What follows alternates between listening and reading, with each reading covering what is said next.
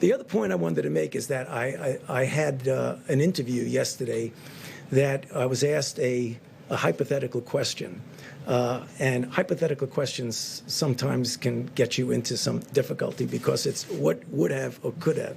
The nature of the hypothetical question was if, in fact, we had mitigated earlier, could lives have been saved? And the answer to my question was, as I always do, and I'm doing right now, perfectly honestly, say yes.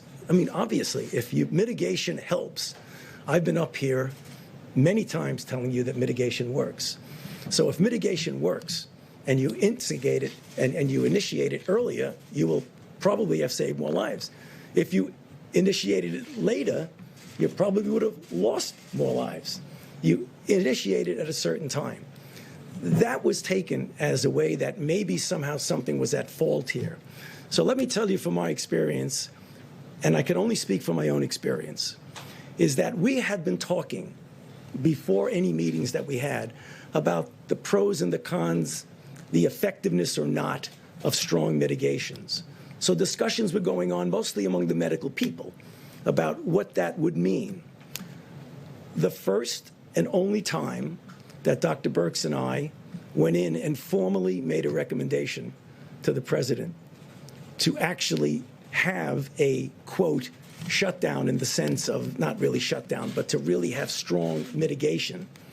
We discussed it. Obviously, there would be concern by some that, in fact, that might have some negative consequences. Nonetheless, the president listened to the recommendation and went to the mitigation. The next second time that I went with Dr. Birx into the president and said, 15 days are not enough.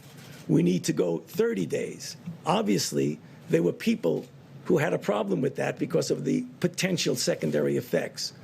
Nonetheless, at that time, the president went with the health recommendations, and we extended it another 30 days.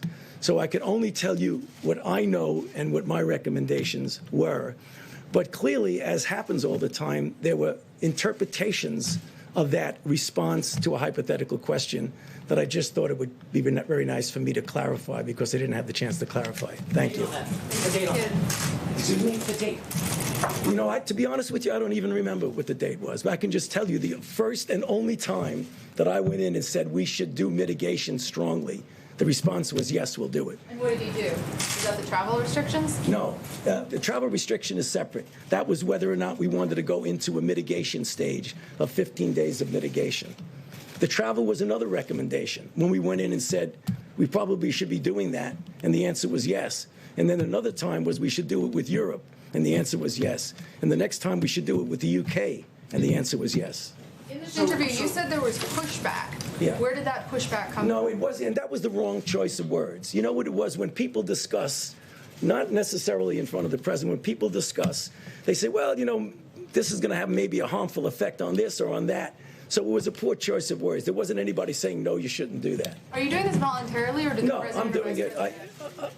Everything I do is voluntarily. Please, don't even imply that.